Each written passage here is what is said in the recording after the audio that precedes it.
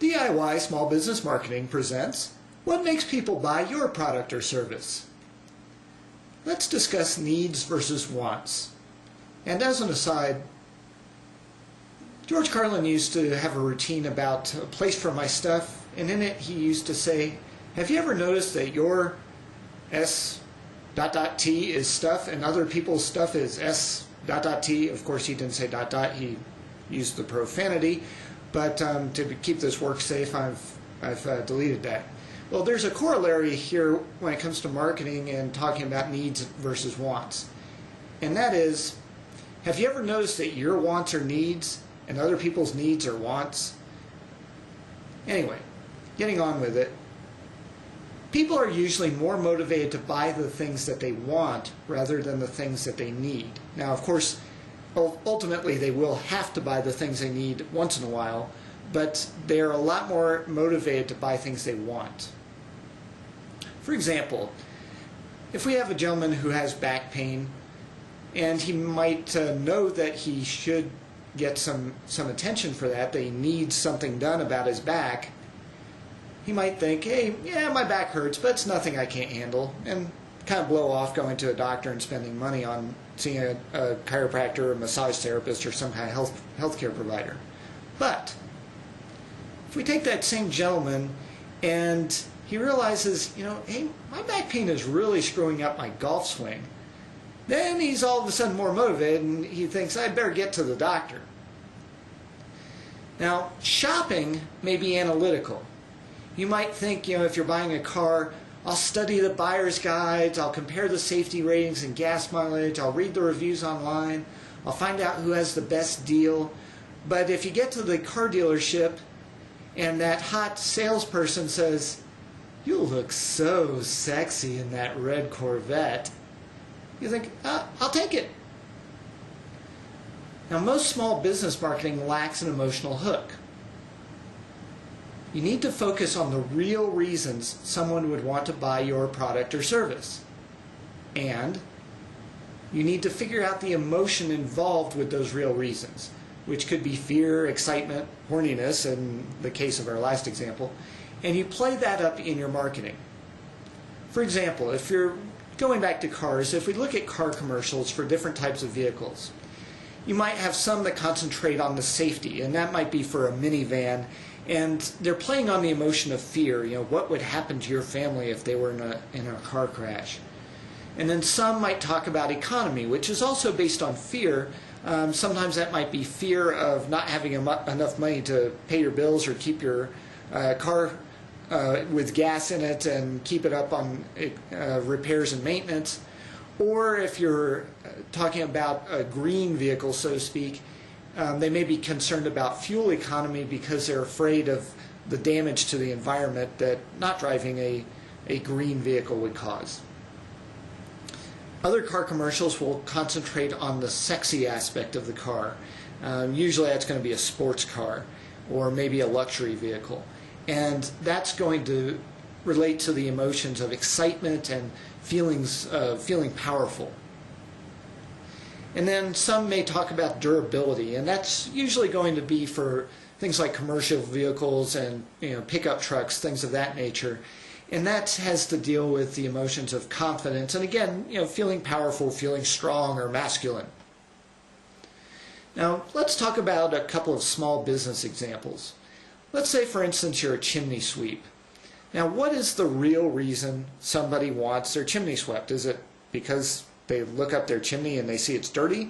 No, they at some level probably recognize that it's a safety issue. And that plays into the emotion of fear. So let's take a look at an ad for a chimney sweep.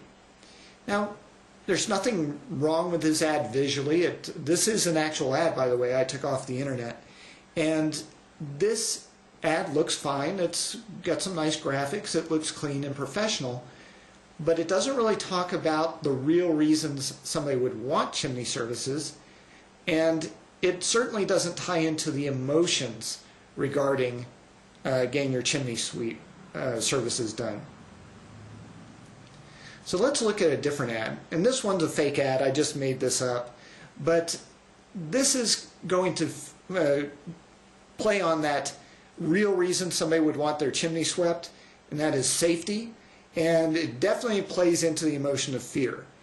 And don't let this happen to your family. Get your chimney serviced before it's too late, and call us at A1 Chimney Sweep. So this ad is definitely going to play into the safety and fear issues a lot more than this one does. So when you're looking at this ad, you're probably not all that terribly motivated to jump right up and call these people immediately. But if you see this one, you might be a little more motivated. So that's the point I'm trying to make, is that with some changes in how you approach your marketing, whether it's in online on your website or in print ads or Yellow Pages ads or TV or whatever you're doing, if you bear in mind the real reason somebody wants your product or service and then tap into the emotion behind that real reason, you'll generally do a lot better. So let's use one more example, and this would be a remodeling company. And let's talk about specifically kitchen remodeling. If somebody wants their kitchen remodeled, why do they want that? And they want to have a nice home. They want to have a nice place to live. And that ties into the emotion of pride. And pride can be a very, very powerful emotion. So let's look at a sample ad, and this is something I created. It's not a real ad. And it's got a picture of a recently remodeled kitchen, and we have the headline, "Ready for your dream kitchen, call the pros at A1 Remodeling today." And there's nothing wrong with that. It does tap into that desire for a new kitchen, desire for a nice home. It may somewhat get them excited, but it doesn't really tap into the emotion of pride. So let's look at a different one. It's the same image, same background and everything, but we've changed the headline to "Even my mother-in-law was impressed.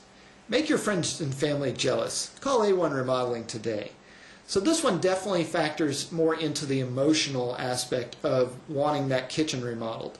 It deals a lot stronger with that pride issue, and that can be a much stronger motivator than just the wanting your kitchen redone. So to get people to buy, you need to focus on what your prospects want and less on what they need. And you want to figure out the real reason the majority of your prospects want a given product or service and the emotion behind it, and use those things in your marketing. Now, for more information, we'll be discussing more about various marketing tips. Please visit www.diysmallbusinessmarketing.com.